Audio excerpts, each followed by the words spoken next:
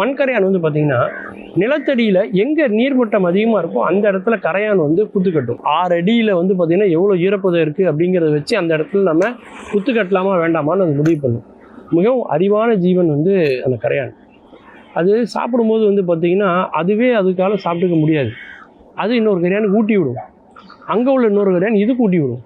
அப்படி தான் ரெண்டும் சாப்பிட்டுக்கிடும். பார்க்கறதுக்கு வெள்ளை நிறத்தில் இருக்கும் கரையான். பார்த்தீங்கன்னா உங்களுக்கு தெரியும், புழு மாதிரி சின்னதாக இருக்கும். அந்த இதில் இந்த கரையானில் ராணி கரையான் இருக்குது பாருங்கள், அதுக்கு எப்படி சாப்பிடணுன்னே தெரியாது. வேலைக்கார கரையானுடைய ஒரே வேலையே என்ன அப்படின்னா, பெரிய வேலையே என்னென்னா அதுக்கு சாப்பாடு விட்றது தான் அது பெரிய வேலையே. கரையான் புத்து நீங்கள் வெளியிலேருந்து பார்த்துருப்பீங்க, அது உள்ளுக்குள்ளே பார்த்துருக்கீங்களா? அது உள்ளுக்குள்ளே பார்த்தீங்கன்னா ஒரு அதிசயமான கட்டுமானம். மனிதர்களுக்கு எப்படி வீடு கட்டணும் அப்படிங்கிறத நம்ம கட்டி சொல்லி கொடுத்தது இந்த கரையான்னு சொல்லலாம். அவ்வளோ அற்புதமான ஒரு ஆர்கிடெக்ட் பணின்னு சொல்லலாம்.